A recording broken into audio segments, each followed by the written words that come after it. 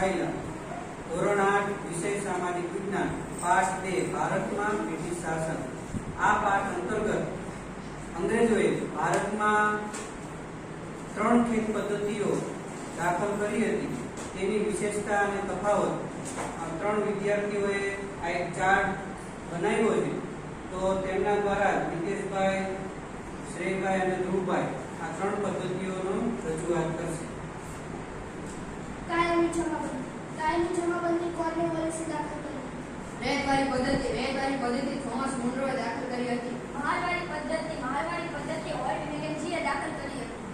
કાયમી જમાબંધી ઈસવીસન 1793 માં દાખલ કરી।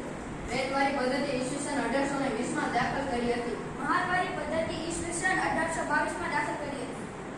કાયમી જમાબંધી બંગાળમાં દાખલ કરવામાં આવી। રેતવાળી પદ્ધતિ ચેન્નઈ અને મુંબઈમાં દાખલ કરવામાં આવી હતી।